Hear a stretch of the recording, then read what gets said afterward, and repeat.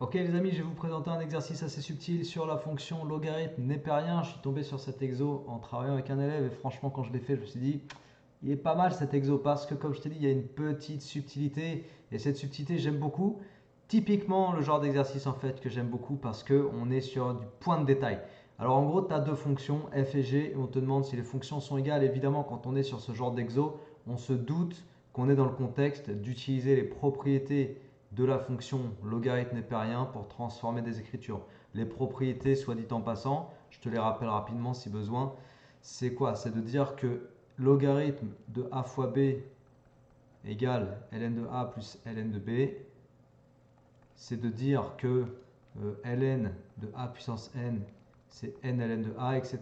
Tu connais normalement, si tu es sur le chapitre logarithme népérien, sache que ça et les autres que j'écris pas, c'est ultra important de les connaître. Bien sûr, pour faire tes exos, il faut que tu sois à l'aise.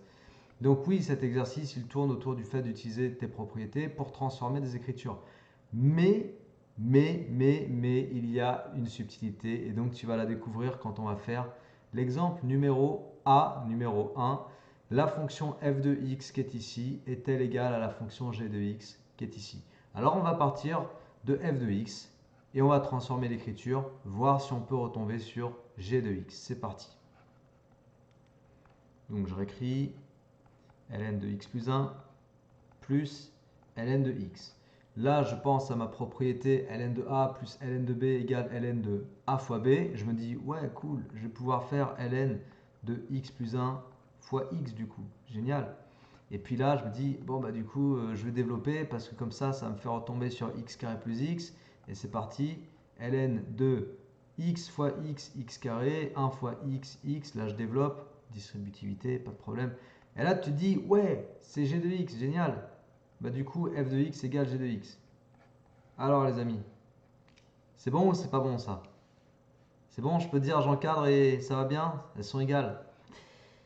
En fait, si tes fonctions sont égales, elles sont égales aussi sur leur domaine de définition. Et le truc, est-ce qu'on est sûr que les fonctions f et g sont définies sur le même ensemble? Faut le vérifier. Tu es avec de la fonction logarithme népérien et tu sais que l'une des particularités, c'est d'aller regarder les ensembles ou les domaines de définition. Et là, en l'occurrence, bah, il se trouve que les fonctions f et g ne vont pas être définies sur le même ensemble. On regarde ça tout de suite. Alors, domaine. Donc là, je vais mettre un égal, mais avec un gros point d'interrogation. On n'a qu'à le mettre en rouge, tiens. Domaine de définition. Domaine de def de la fonction f. Alors, le domaine de définition de f, qu'est-ce que je dis de ça? F, c'est quoi? C'est ln de x plus 1 plus ln de x. Donc, il faut vérifier deux conditions simultanément. Il faut que x plus 1 soit strictement positif. Il faut que x soit strictement positif. Je ne te refais pas le cours sur le logarithme népérien. Mais en gros, ln de x n'existe que si x est strictement positif. Ça équivaut à quoi? Ça équivaut à dire que à la fois x doit être strictement plus grand que moins 1 et que x doit être strictement positif. Si tu combines ces deux contraintes, ça te sort le domaine de définition de la fonction f qui va être 0 exclu plus l'infini. Ok? Ça, c'est le domaine de définition de la fonction f. Maintenant, on va regarder le domaine de définition de la fonction g. Donc, domaine de définition de g de x. Alors, g de x, tu as vu, ln de x carré plus x. Donc, il faut que x carré plus x soit strictement positif. S'il te plaît, ne fais pas l'erreur de te dire je vais isoler x. Tu es avec une inéquation du second degré, tu n'isoleras pas x. Ok? Il faut faire une étude de signes. Là, tu es avec un truc polynomial. Alors, tu peux factoriser par x si tu veux et trouver tout de suite les deux racines de ton polynôme du second degré. Ça va être 0 et moins 1. Donc, je peux faire un petit tableau de signes. Là, pareil, je ne te refais pas un cours sur comment faire le signe d'un polynôme du second degré. C'est des choses que tu es censé maîtriser. On a dit que ça s'annulait en 0 et moins 1. En moins 1 et 0, pardon. Donc, du coup, x carré plus x s'annule en moins 1 et 0. Hop, hop. Règle pour les signes des polynômes du second degré, signe du coef a, le coefficient du x au carré, donc là il vaut 1, il est positif, sauf entre les racines. Du coup, je me retrouve avec ça. Du coup, regarde, sur quel intervalle x carré plus x est strictement positif? Eh bien, il est positif sur l'intervalle moins l'infini moins 1 et sur l'intervalle 0 plus l'infini.